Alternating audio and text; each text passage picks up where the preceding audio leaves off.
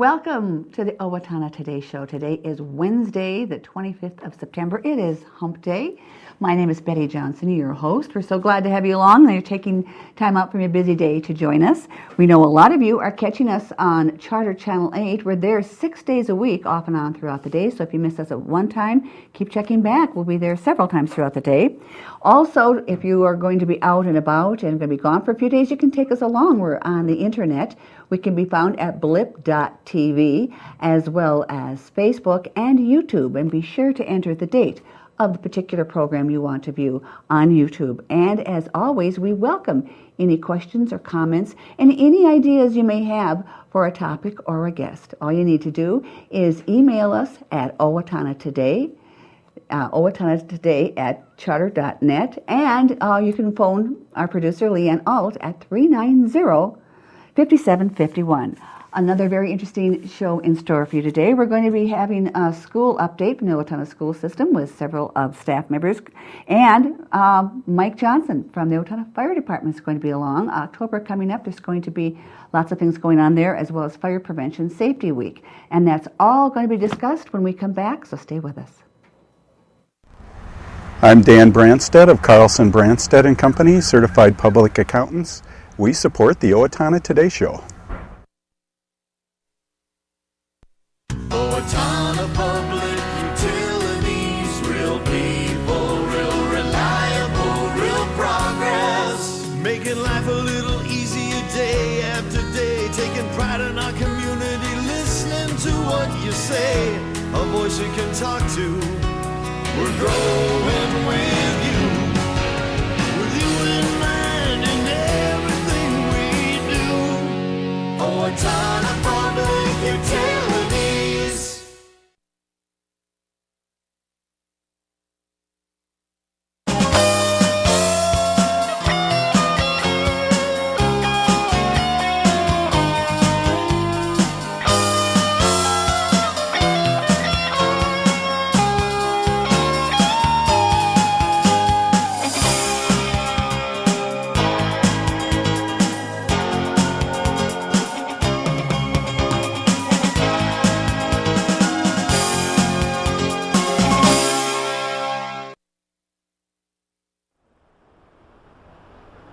Hi, this is Laura Ressler greeting you from the Steele County Historical Society's History Center, where we're honoring the past and looking towards the future. We're proud to be a sponsor of the Owatonna Today Show.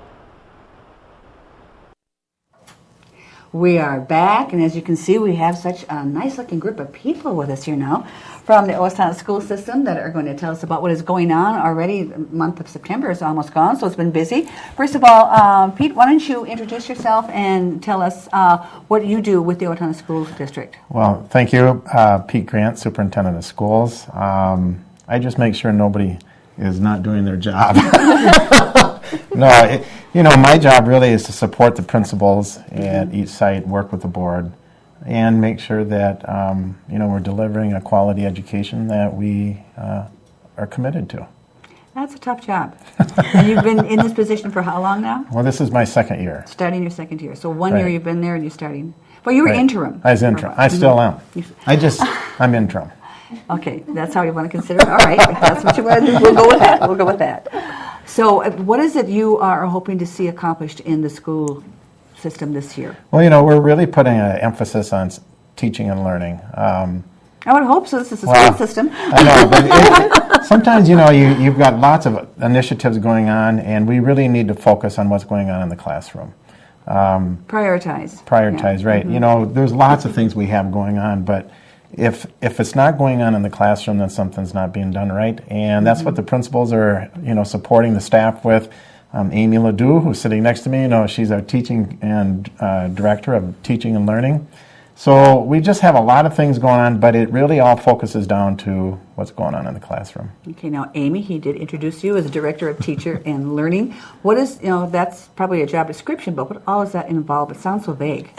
Well, really, as the director of teaching and learning, my primary role is working on our district curriculum, assessment, and instruction programs, and then supporting our teaching staff as well as our principals with professional development.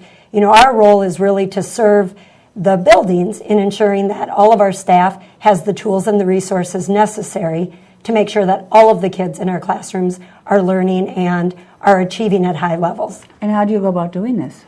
Well, it takes a team.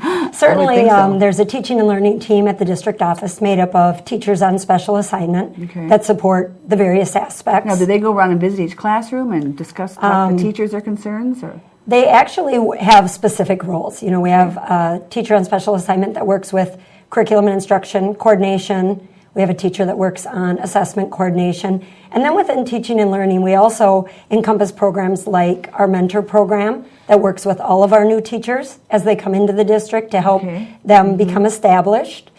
We have a coordinator of gifted and talented who works with our students who need to be challenged more in any given area with the enrichment and the extensions.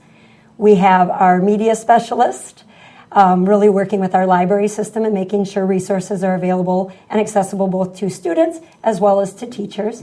And finally, we have instructional technology. And that really is a role where the teacher in that role works on coaching. And they're out in the buildings making sure that our teachers know how to use our technology that's available and making sure that they're using it to improve student learning. And that's ever-changing, isn't it? So that is a moving target, most definitely. And how long have you been in this position?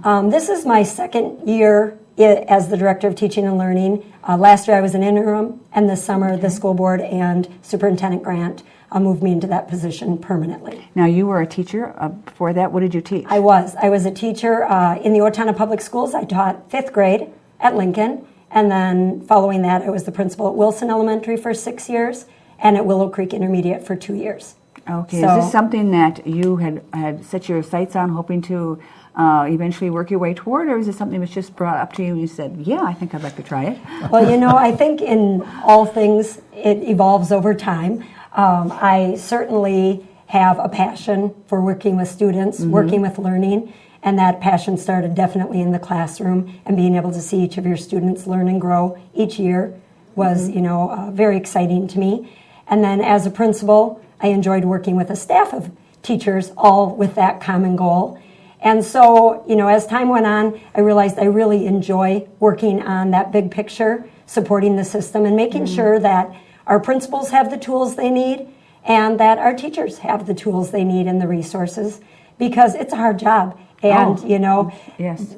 teachers are definitely working hard every day for their students, and I view it as my job to help make that work a little bit easier by supporting them. One thing I want to ask about is, the curriculum and the state guidelines now, this No Child Left Behind. I haven't had kids in school for a while. Is that still in place, or is that defunct? Because I know Minnesota did not like that at all. Yep, No Child Left Behind is certainly still in place, but we do have a waiver in the state of Minnesota that allows us to look at student growth as part of the model, which is very positive because that is really our end in mind, is to make sure all of our kids are growing and achieving at the level we expect in any given year. So certainly the state is providing us with standards, which guides what we want all kids to learn.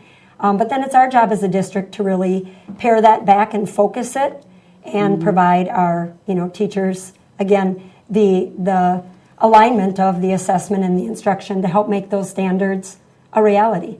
And we have a teacher with us today. In fact, she is a brand new principal at Lincoln, Mary Hawkins.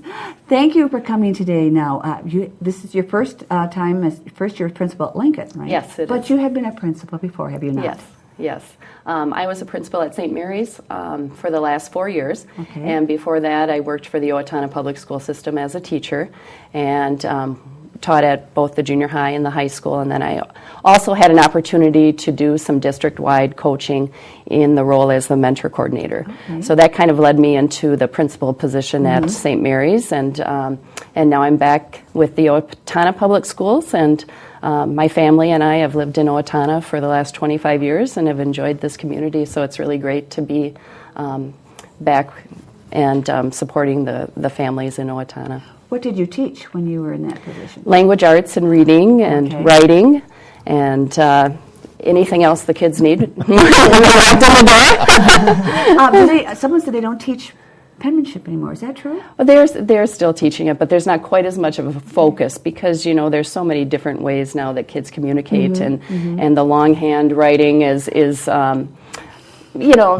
kind of fallen by the wayside a little bit. But we still teach it in order for students to be able to do it and read Now, you in that said script. language arts. Do Yeah. you see kids from the time that they were young, probably a few years now, of all the texting and that? How is their interpersonal skills?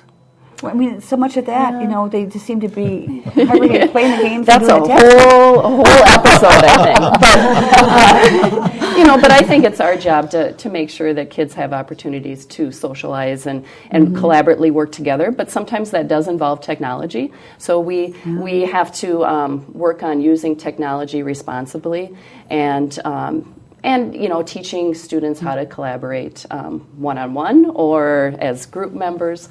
So there's, ways that technology has certainly helped us, but we also have to be cautious. And what are your goals for Lincoln as principal for this year? Do you have any goals that you have in mind? Well, I'm hoping to learn every kid's name. That's my goal. That's one of my goals. That's a personal goal. But also, I just hope to lead the school as a community and get to know families and staff and make sure that I'm supporting both the education that takes place in the classroom and also help educate the families and get them what they need. So those are the goals for this year, kind of my first year coming in, and then I'm sure we'll get more specific as I get to know where the areas are that need improvement. So is there something coming up at Lincoln this month or next month that you want to mention at all?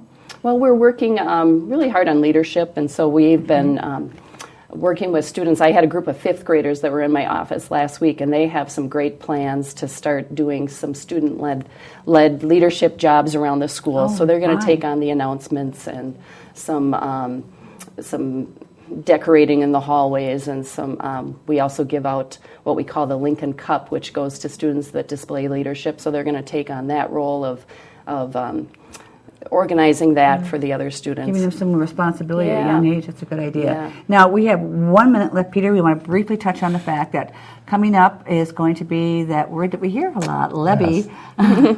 There'll be an election coming up on November 5th. The district is asking the community taxpayers to support an increase in taxes.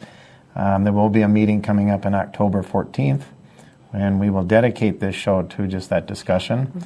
But we had a news conference on Friday, and so technically the campaign has started. So the information out and about, but we will be dedicating one program for any kind of information that you may want to know, and we look forward to seeing you back here for that, so we can be filled in on the all-important levy. That'd be great. It is. It's always something that's needed.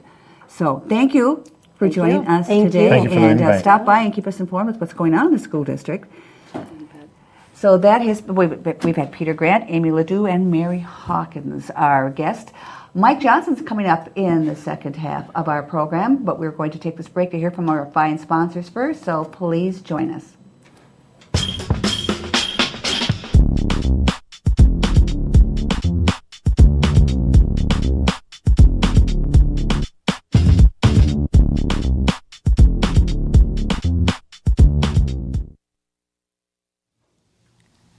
Hi, Ann Plascanco here from Senior Place, and it's our 25th anniversary this year.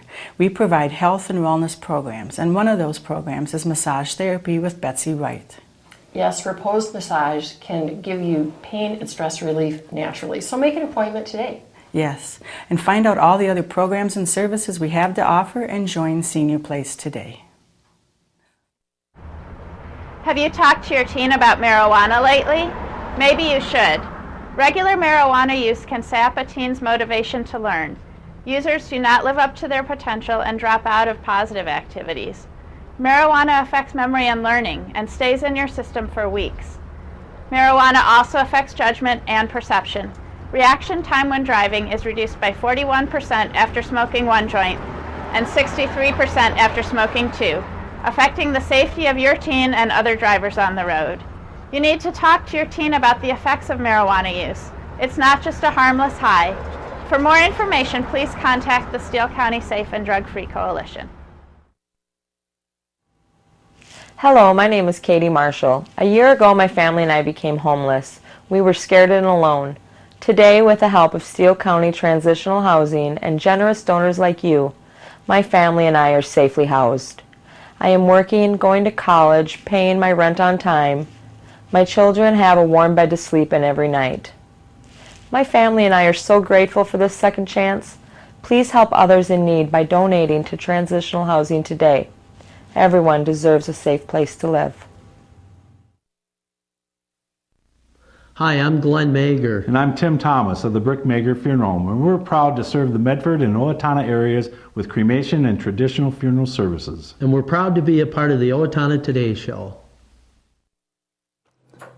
We are back. Thank you for staying with us. We have now as our guest from the Owatonna Fire Department, the Chief, Mike Johnson. Thank you for coming today, Mike. Thanks for having me. And boy, fall is a busy time, isn't it? It is a very busy time. From September, October, and on. Yeah. So there's lots of different things he wants to tell us about going on today. So, starting with coming up very shortly, you have an event. Yeah, this month it's National Preparedness Month, and one of the things that we're asking Owatonna area residents and everybody in Steele County to do is register with the Everbridge Emergency Notification System. A lot of people aren't familiar with that, but that's a way where you can be notified if we have a disaster or an incident, whether it's law enforcement, fire.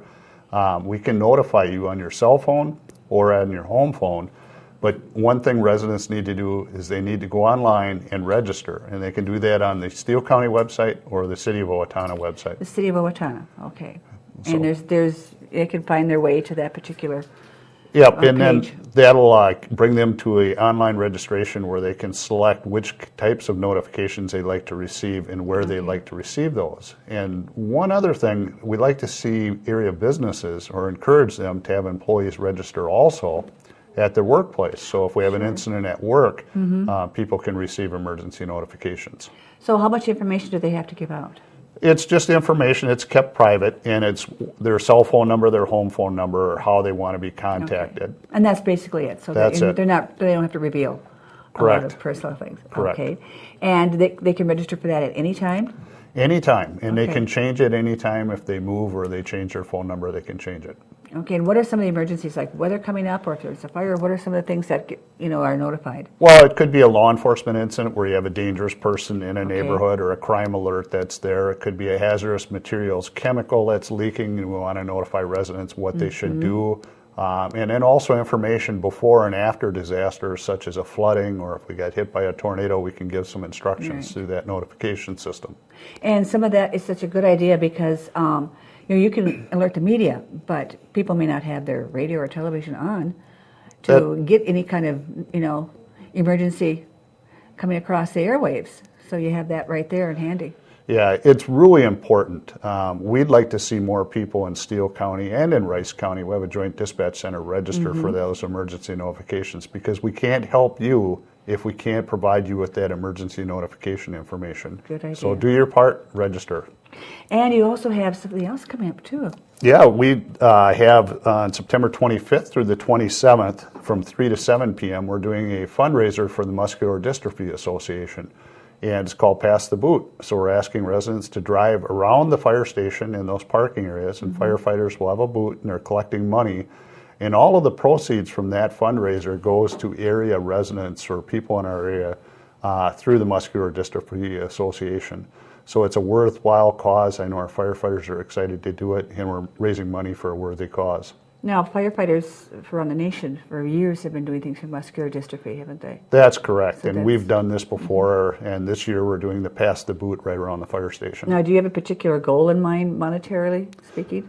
Well, as much money as we can. It's a very worthwhile cause, and they rely on the fire departments throughout the country to help raise those funds. And like you said, it stays in the area. So It does. That's important to know, because some people don't want to give their money and it's gone to the East Coast or the West Coast someplace. It's better when it's right here, so you may be helping a neighbor. Yep, and it only takes a second to drive by. So help those firefighters raise funds. And now there's also something going on at the Capitol. Yeah, on Sunday, September 29th, from 2 to 3:30 p.m., there's a fallen firefighter memorial service that's going to be at the Capitol, and we're planning on having one of our vehicles up there. And that's just to recognize and remember those fallen firefighters throughout the state. That fallen firefighter memorial statue that's at the Capitol is new, and we'd like to see people go up there and attend that. That would be at the state capitol from 2 until 3:30 p.m. And remember, we did have one fallen firefighter in Owatonna, Buck Buckingham, and it's a way to remember Buck also. Great idea, great idea. And then we roll on into October when things really start heating up there, don't they? October 6th through the 12th is Fire Prevention Week. And it's that's national, isn't it? Yes, it is. It's national through the National Fire Protection Association. And we're going to go through and work with that program. And this year's theme for Fire Prevention Week is preventing kitchen fires. We have a lot of kitchen fires in our area, and there's some simple tips that people can do. 2 out of every 5 home fires start in the kitchen. And simply recognizing that that's an area where fires occur, and pay attention when you're cooking. Inattentive cooking fires are a big problem in our area. Well, especially if you have a family, they may need your help, a child or something, after you run and forget that you got something on the stove. And if you're cooking with grease on a stove, have a cover for that. And if you're cooking anything, stay in the area where you're cooking and don't leave it. People forget, and oftentimes it causes a fire in the kitchen. So those are some things that they can do. And don't have a dish towel over your shoulder when you're standing by. I remember I've seen, you turn around and that dish towel catches fire. And things like that. Now, do you go into the schools and do tips for the We work with the different classrooms with teachers that request us to come in and help out, and we work with the students, go through and have them do home inspection checklists and teach them fire safety tips. It's very important for us to do that at different age groups. So this is our busy time of the year as far as public education. Well, yeah, they have fire drills in school, but the home, that's what's really necessary. Yeah, they need to practice fire drills at home, escape planning, recognition of hazards. There's a lot of things that we teach the students when we go through and visit them in the schools. And there can be so many different ways, not just kitchens, but fires can start at home at different rooms of the house. Like I said, I didn't know that you needed a sticker to put on a child's window.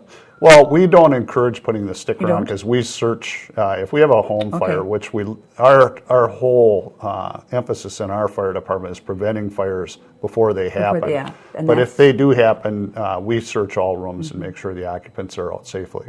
Well, I know you're doing a good job at schools because I've heard a lot of kids talk about, the different tips that they have to do. So they get them ingrained, and it definitely helps.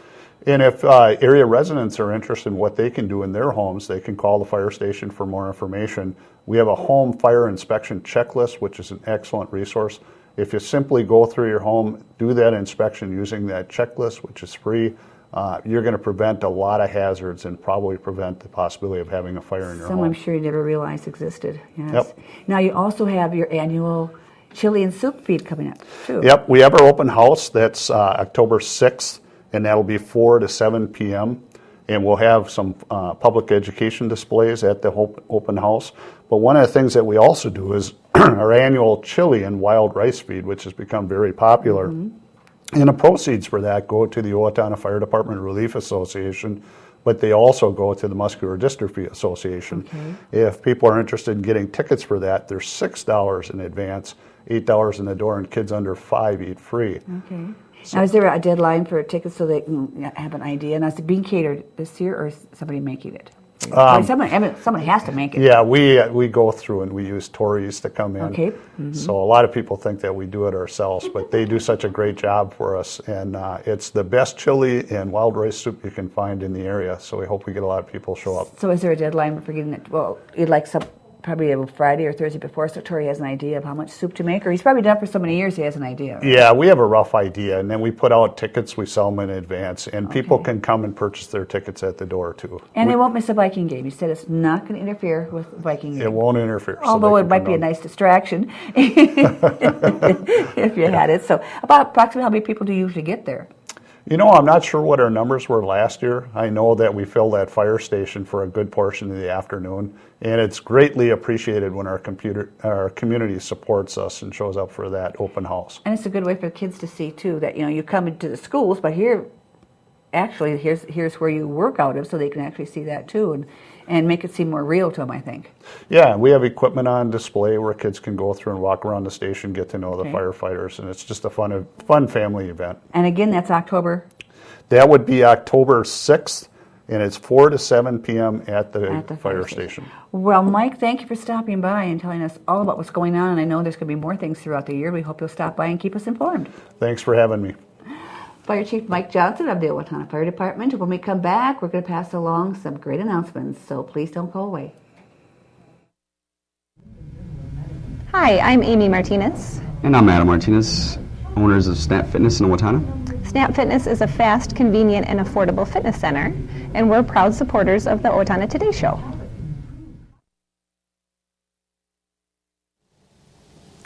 Everyone deserves opportunities to have a good life, a quality education that leads to a stable job, enough income to support a family through retirement, and good health. But the reality is, many children fall behind, many families are struggling, and many others are in poor health. United Way's goal is to find long-term solutions.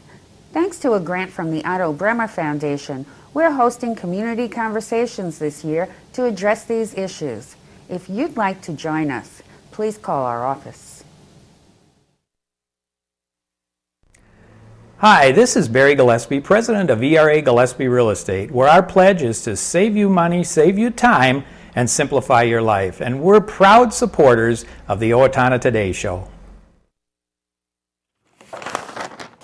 You're on. We are back. Thank you for staying with us. We do have some announcements to pass along. And coming up this Saturday, a very important, well, I guess you'd say it's not a workshop, but it's called Women's Health Day, sponsored by the Mayo Clinic Health System of Owatonna. They've had this for several years. Great response. Lots of different topics for women, women and heart disease and female health and infertility. Lots of interesting things. They also will have some shopping. They have some vendors there with things that you'd enjoy. Registration and shopping is at 7:45. Programs at 8:45. Tickets are just $5 and available for purchase at the 26th Street Clinic. Again, that is coming up this Saturday, the 28th, beginning at 7:45. And then also coming up this Saturday at Wilson Elementary School is the annual Culture Fest. It's so much fun. Lots of people attend. There's going to be music, dance, foods, arts, games, a parade, everything. That's great entertainment for kids. It starts at 10:30 and it'll continue through 4:30. Again, that is this Saturday at Wilson Elementary School, the Culture Fest 2013. And then shortly after that is the Harvest Fest, sponsored by the Owatonna Area Chamber of Commerce and Tourism, to be held October 3rd through the 5th. The Hometown Harvest Fest will feature 3 days of great shopping, values, and many fun activities. The event will kick off on Thursday, the 3rd, with businesses open late and offering special harvest values, including a 3-day sidewalk sale and refreshments.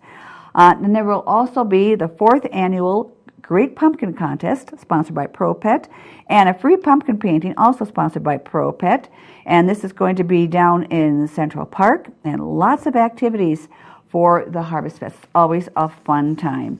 And we do thank you for joining us for today's Wednesday. On Friday, we'd like you to come back when we're going to be talking with United Way about their Bremer Bank funding. They've had an update on that. And then we're going to learn more about the Owatonna Foundation. That's on Friday. Until then, have yourself a good Wednesday. For Leanne Alt, I'm Betty Johnson. Thanks for joining us on the Owatonna Today Show.